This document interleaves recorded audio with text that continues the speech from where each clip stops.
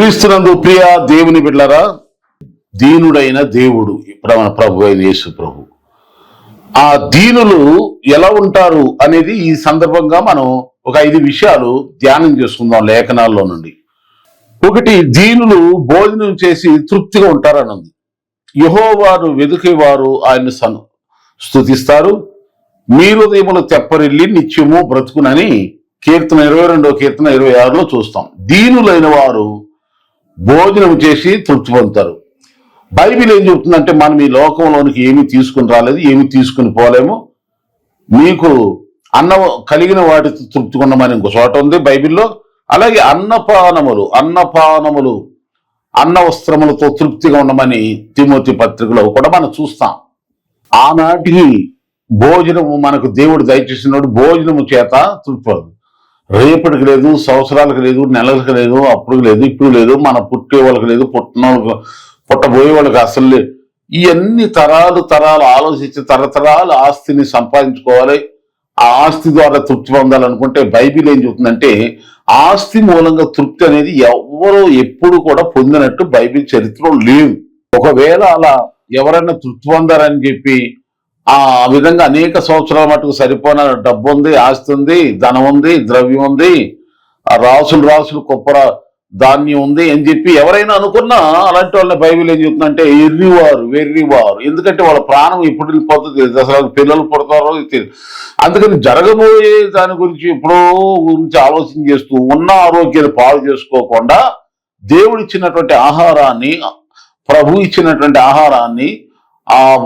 ఆహారాన్ని తినుచు దేవుడిచ్చిన వస్త్రాలని ధరించుకుని తృప్తిగా ఉండమని బైబిలు 1 కొరింథీ పత్రిక 6వ అధ్యాయంలో మనం చూస్తాం.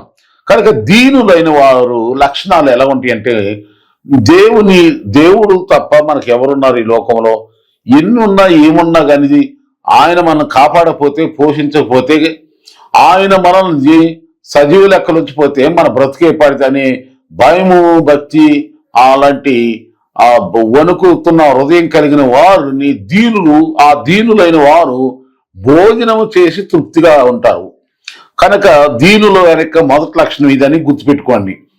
ప్రియులారా, ఈ సందేశం వింటుండగా మిమ్మల్ని అందరిని అడుగుతున్నా, దేవుడు నీకు ఆహారం పెడుతున్నాడా? అనగా ప్రతిరోజు మీరు భోజనం చేస్తున్నారా? మీరు ప్రతిరోజు కూడా మీరు తినగలిగినటువంటి ఆహారాన్ని దేవుడు ఇస్తున్నాడు కదా.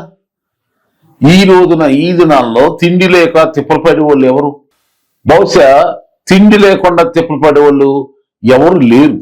ఎందుకనగా అంత్య దినాల్లో అందరికీ దేవుడు తృప్తిగా భోజనం పెడుతున్నాడు, అవసరానికి సరిపోయిన డబ్బు కూడా ఇస్తున్నాడు.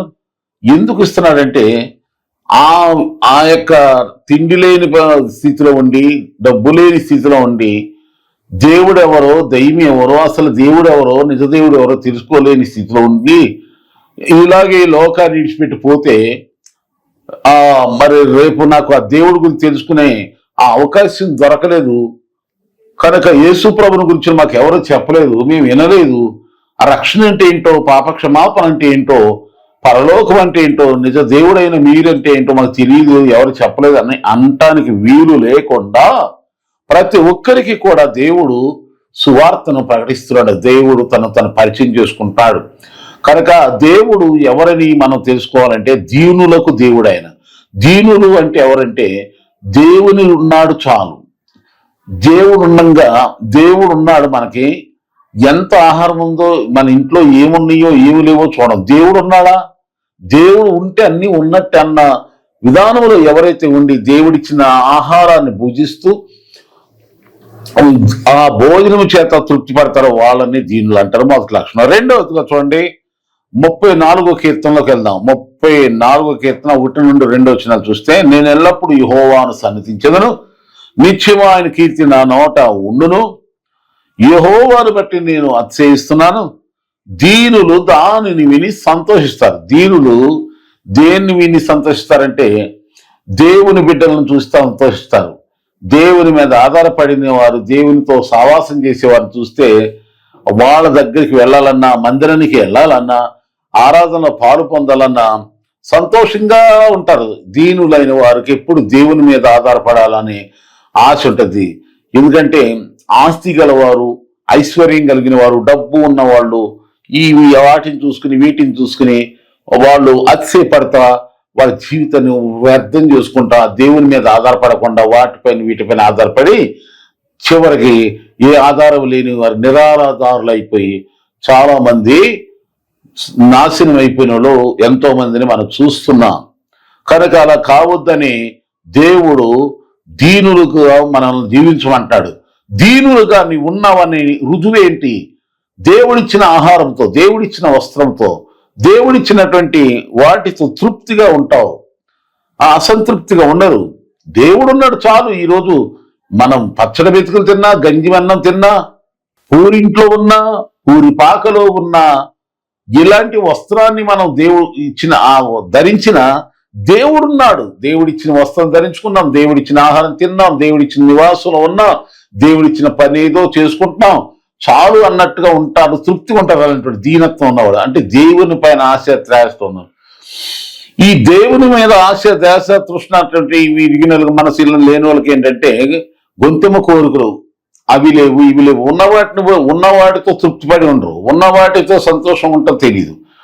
కలిగిన వాటితో సంతృప్తి చెందుతూ సంతోషంగా జీవించడం కుదరదు. లేని వాటిని గురించి దిగాలు పడుతూ, వేదన పడుతూ, బాధపడుతూ వారు లేనిపోయిన రోగాలు తెచ్చుకుని చాలా మంది వ్యాధిగ్రస్తులుగా మిగిలిపోతా వ్యాధులతోనే నశించిపోయే వాళ్ళు కూడా ఉన్నారు. అలా వద్దు, కలిగిన వాటితో తృప్తిగా ఉండు. రెండవదిగా చూస్తే ఏముంది? దీనులైన వాళ్ళు సంతోషిస్తారు. ఎవరిని చూసి? దేవుని యందు ఎవరైనా పాటలు పాడినా, దేవుని గురించిన పాటలు పాడినా, దేవుని స్తుతులు స్తోత్రాలు చెప్పినా, ప్రభువుని బట్టి అతిశయిస్తూ దేవునితో జీవిస్తారే దేవుని బిడ్డలు అంటే వాళ్ళకి ఇష్టం పడతారు. దేవుని బిడ్డలతో సావాసం చేయటం, సంఘ సావాసంలో రొట్టె విరుచులో ప్రార్థన చేయటం, ఎదురు తెక్కకుండా గడపడం అంటే వాళ్ళకి దీనులకు సంతోషం. మూడవదిగా మనం ఆలోచిస్తే 37వ కీర్తన 11వ వచనంలో ఏముందంటే, దీనులు భూమిని స్వతంత్రించుకుంటారు, బహుక్షేమం కలిగి సుఖిస్తారని ఉంది. 37వ కీర్తన 11. అంటే ఇక్కడ దీనులు భూమిని స్వతంత్రించుకుంటారు అంటే అర్థం ఏంటంటే, దీనులు భూమి మీద భూలోకములో ఉన్న మనుషులందరినీ కూడా స్వతంత్రించుకుంటారు. చూడండి, గర్వంగా అహంకారంగా ఎవరైనా ప్రవర్తించారు, ఎవరు వాళ్ళని లెక్క చేయరు, దగ్గర రానివ్వరు, వాళ్ళతో మాట్లాడరు, వాళ్ళతో స్నేహవాసం చేయాలని, స్నేహం చేయాలని ఎవరికి ఇష్టం ఉండదు. దీనత్వంగా ఉంటారు చూసారు అలాంటి వాళ్ళు. వాళ్ళ పేదోళ్ళు, సాధోలో, ఏ కులమో, ఏ మతమో, ఎవరో క్రిస్టియన్సో, హిందూసో, ముస్లింసో ఇంకా ఏం పట్టించుకోరు. దీనత్వంగా ఉన్నారంటే ఎవరికైనా ఇష్టపడతాం. ఆ పలానోడు చాలా హంబుల్, చాలా మంచోడు, చాలా చాలా తగ్గించుకుంటాడు అన్నటువంటి మంచి ఒక మనసుల్లో ఒక ముద్ర మనకు అందరూ మనసులో ఉంటే మన గురించి ఎవరైనా మనతో మాట్లాడతారు, ఎవరైనా మనకు వందనాలు చెబుతారు, ఎవరైనా మనల్ని స్వీకరిస్తారు. అహంకారులు, పగరబోతులు, గర్విష్ఠుల్ని ఎవరు లెక్క చేయరు. ఇది అందరికీ అన్ని విషయాల్లో అన్ని ప్రాంతాలకి తెలిసిన విషయమే. ఇక్కడ ఏముంది? దీనులు భూమిని స్వతంత్రించుకుంటారంటే అర్థం మనుషులు అందరినీ కూడా స్వతంత్రించుకుంటా, అందరితోనూ సమాధానంగా ఉంటాం, అందరితోనూ పరిశుద్ధంగా ఉంటాం. ఏ కక్షలు, కోపాలు, గొడవలు, జగడాలు, వాళ్ళ మీద వీళ్ళ మీద పగలు, ద్వేషాలు ఏమీ ఉండదు. దీనులకి అందరు కలుపుపోతాం, అందరితో మంచుకుంటాం, అందరినీ మనతో మాట్లాడిన కూడా మాట్లాడిస్తాం, మనకు వందనాలు చెప్పిన వాళ్ళు కూడా వందనాలు చెబుతాం, మన మేలు కోరల కోసం కూడా మనం ప్రార్థన చేస్తాం, మనకు పరిచయం లేని వాళ్ళ కోసం కూడా ప్రార్థన. అప్పుడు మనం భూమిని స్వతంత్రించుకుంటాం. అంటే ఎవరినైనా మనం చనువుగా ఎవరినైనా మనం కలుపుకోగలుగుతాం. దీనత్వం అనేది మంచి లక్షణం. దీనులు తృప్తిగా ఉంటారు, దీనులు స్వతంత్రించుకుంటారు, దీనులు దేవుని బిడ్డలతో కలిసి సంతోషంగా ఉంటారు. ఏమండి, ఇక చూస్తే మనం ఇక్కడ బైబిల్లో మనం చూస్తే యాకోబు పత్రిక 1:9 మనం చూస్తాం, దీనుడైన సహోదరుడు తనకు కలిగినటువంటి ఉన్నత దశయందు అతిశయిస్తాడు. అతిశయం. దీనులు ఎప్పుడు కూడా లేదు అని బాధపడరు, ఉన్నదాన్ని బట్టి మాకు ఉంది చాలు అంటారు. ఉన్నదానితోనే చాలా ఆనందిస్తారు. ఆనందం చూసుకుని, వీళ్ళని చూసుకుని, ఏదో పులిని చూసి ఏదో వాతలు పెట్టుకున్న పనులు, అలాంటి పనులు చేయరు. వాళ్ళని చూసి వీళ్ళు అసూయ చెందరు. ఉన్న దానిలోనే చాలా అతిశయంగా ఫీల్ అవుతారు. కనుక ఇలాంటి అతిశయము నీకున్నదా? నీకున్న దాంట్లతోనే అతిశయిస్తున్నావా? నాకు భోజనం సమృద్ధిగా ఉంది, దేవునికి స్తోత్రం. మందిరానికి వెళ్తున్నాం, స్తోత్రం. నాకు చేతులతో పని చేసుకునే ఆరోగ్యం ఉందని దేవునికి స్తోత్రం. దేవుని దయ వల్ల మేము ఆ పిల్లలు దేవుని కృపలో బతుకుతున్నాం, అంతే, దేవునికి స్తోత్రం. ఇలాంటి అతిశయం అనేది దీనులకు మాత్రం ఉంటుంది. ఈ మామూలుగా ఈ లోకాశ, ధనాశ, ఈ మామూలు ఈ ఆశలు ఉన్న వాళ్ళకి ఉండదు. ఎంతసేపు అంత లేదు, ఇంత లేదు, అంత కావాలి, ఏముందిరా, ఇంకా లో బడ్జెట్, లేని మాటలు, కరువు మాటలు, దరిద్ర మాటలు, పేదరిక మాటలే మాట్లాడుతూ ఉంటారు. ఎప్పుడు కూడా తృప్తిగా వాళ్ళు మాట్లాడరు. ఎప్పుడు కూడా నాకు ఇది ఉందలే దేవుడు, ఒకప్పుడు ఏమీ లేని దాన్ని, ఏమీ లేని వాడిని, ఏమి లేని నన్ను దేవుడు ఈ స్థితిలో ఉంచాడు, ఎప్పుడు సాటిస్ఫాక్షన్ మాట్లాడరు. ఎందుకంటే వాళ్ళలో దురాశ, అధికాశ, హేరాశ ఎక్కువ ఉండి తృప్తి పడనివ్వు. కానీ ఇక్కడ బైబిల్ చెప్తుంది, యాకోబు పత్రిక 1:9, దీనుడైన సహోదరుడు, దీనులైన సహోదరి, నీకు కలిగిన ఉన్నత దశయందు అతిశయించు, నీకు కలిగిన స్థితిని బట్టి అతిశయించు, నీకు కలిగిన ఆరోగ్యాన్ని బట్టి అతిశయించు, నీకు కలిగిన స్థితిలోనే ఉండి దేవుళ్ళు అతిశయంగా ఉండు. నాకు లేదులే అని చెప్పి, నాకు ఆనుకున్నంత లేదు, వీళ్ళకున్నంత లేదు అని ఎప్పుడు చూసుకుని నీలో నీవు కృంగిపోవటం దీనుల లక్షణం కాదు, దేవుడు మెచ్చే మంచి ప్రవర్తన కానే కాదు. కనుక ఈ సమయంలో మనం తెలుసుకోవాల్సినటువంటి ఈ 4వ లక్షణం, దీనుల యొక్క గుణ లక్షణాల్లో మొదటగా తృప్తిగా ఉంటారు, రెండవదిగా దేవుని బిడ్డలతో కలిసి సావాసం కలిగి సంతోషంగా ఉంటారు, మూడవదిగా చూస్తే వాళ్ళు భూమిని స్వతంత్రించుకుంటారంటే లోకములో ఉన్న ప్రతి మనిషితోనూ సమాధానంగానే ఉంటారు, ఎవరితోనూ కక్షలు గొడవలు పెట్టుకోరు ఉండకూడదు. ఇక 4వదిగా ఉన్నదానితోనే అతిశయంగా ఉంటారు, ఉన్నదానితోనే లేనిది కాదు, లేనిది తలుసుకుని బాధపడరు, ఉన్నదానితోనే వాళ్ళు అతిశయంగా ప్రౌడ్గా, ఏదో వాళ్ళకు ఒక సైకిలే ఉందనుకో, నాకు మోటార్ సైకిల్ ఉన్నంత ఉందరే అన్నంత అతిశయంగా ఉంటాం. కనుక నేను కూడా ఒకప్పుడు నాకు సైకిలే ఉండేది, అది కూడా పాత సైకిల్. కానీ అయినా సరే నేను అది ఏదో ఒక మోటార్ సైకిల్ లాగా, ఒక కారు లాగా చాలా అతిశయంగా ఉండేవాడిని. ఆ అతిశయించు విశ్వాసంతో నేను అతిశయంగా ఉండేవాడిని. అతిశయం చూసిన దేవుడు నిజంగానే రియల్ గానే నాకు కావలసిన దేవుడు ఇచ్చాడు. కనుక ఈ సమయంలో మనం ఇంకా ఐదో విషయం చెప్పి ఈ మెసేజ్ని ముగిస్తా. చూడండి, దేశములో సాత్వికులై ఆయన న్యాయ విధులను అనుసరించు సమస్త దీనులారా, యెహోవాను వెదుకుడి, మీరు వెతికి వినయగల వారి నీతిని అనుసరించిన ఒకవేళ ఆయన ఉగ్రత దేవన మీరు దాచబడుదురు.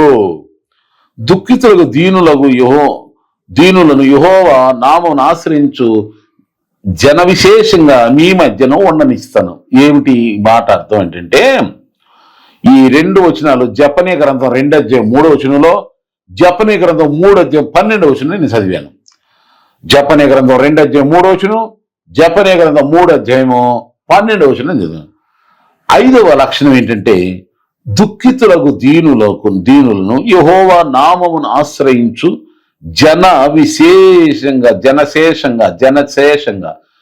జనశేషంగా మీ మధ్యను ఉండనిస్తాను. అంటే ప్రార్థన, కన్నీటి ప్రార్థన, దీనులైన బిడ్డలు దీన ప్రార్థన, కన్నీల ప్రార్థన, వినయంతో కూడిన విరిగి నెలుగు మనసుతో ప్రార్థన చేస్తారే, అలాంటి వారి ప్రార్థన దేవుడు ఆలకించి మెత్తన మనసుతో చేసే ప్రార్థనను దేవుడు అంగీకరించే వాళ్ళని జనశేషంగా మీ మధ్య ఉండనిస్తాడు అని. అంటే అర్థం, లోకంలో అనేక ప్రజల మధ్యలో దేవుడు నిన్ను, నీ కుటుంబాన్ని నివసింపజేస్తాడు, బ్రతికింపజేస్తాడు, బలపరుస్తాడు, దీర్ఘాయుషవంతులుగా చేస్తాడు. కనుక దీనత్వం అనేది దేవుని లక్షణం. మనం మత్తయి సువార్త మనం చూసినట్లయితే 11:28 చూస్తే, నేను దీన మనసు గలవాడు నేనని యేసు ప్రభువారు చెప్తున్నాను అని. దీనుడు కనుక గార్ధభవనికి జకర్యా గ్రంథం 9:9 చూస్తాం. కనుక దీనుడైన దేవుని బిడ్డ, ఈ సందేశం ఉంటున్న దేవుని బిడ్డరా, నువ్వు దీనత్వం ఉన్నదా నీలో? దీనత్వం లక్షణాలు నీలో ఉన్నాయా? నువ్వు దీనుడు అని రుజువు ఏంటంటే నేను చెప్పిన 5 విషయాలు నీలో ఉంటాయి, మనలో ఉంటాయి. ఏమిటా దీనత్వం మనలో ఉంటే భోజనము చేసి తృప్తిగా ఉంటావు దేవుడిచ్చిన ఆహారంతో. రెండవదిగా దేవుని బిడ్డలతో ఫెలోషిప్ సావాసం కలిగి ఉంటావు. మూడవదిగా చూస్తే భూలోకంలో ఉన్న మనుషులందరితోనూ కూడా మనం స్వతంత్రంగా అంటే సమాధానం కలిగి ఉంటాం. వాళ్ళతో మనము ఐక్యంగా ఉంటాం, పరిశుద్ధత కలిగి ఉంటాం, వాళ్ళతో సమాధానం కలిగి ఉంటాం. నాలుగవదిగా చూస్తే ఏంటంటే మనం దీనత్వం కలిగి ఉన్నప్పుడు మనకు కలిగిన దాన్ని బట్టి అతిశయిస్తాం. మనకు దేవుడిచ్చిన ఉన్నదానిలోనే బెటర్, ఉన్నదానిలో గొప్ప ఇది, దాన్ని చూసుకుని అతిశయిస్తాం. ఒకప్పుడు భోజనం ఈ రోజు చేస్తే 4 రోజుల వరకు ఉండేది కాదు. ఇప్పుడు దేవుడి దగ్గర ప్రతిరోజు భోజనం, దాన్ని బట్టి అతిశయిస్తాం. ఒకప్పుడు సైకిల్ బట్టి అతిశయిస్తాం. ఒకప్పుడు లేనిది ఇప్పుడు ఇచ్చాడు బట్టి దేవుడు ఇచ్చాడు, దాన్ని బట్టి కలిగిన దాన్ని బట్టి దేవుడిచ్చిన దాన్ని బట్టి ఉన్నత దశ. ఐదవదిగా చూస్తే మనం ఏం చేస్తామంటే దీనులు సాత్వికులు ఆ దేవుని వాక్యానుసారంగా నడుచుకుంటూ ఈ దేవుణ్ణి వెతుకుతూ దేవునికి ప్రార్థన చేస్తూ దుఃఖితులైనటువంటి దీనులుగా యెహోవా నామాన్ని ఆశ్రయించిన వారిగా ఉంటాం. అప్పుడు జనశేషం మిగులు.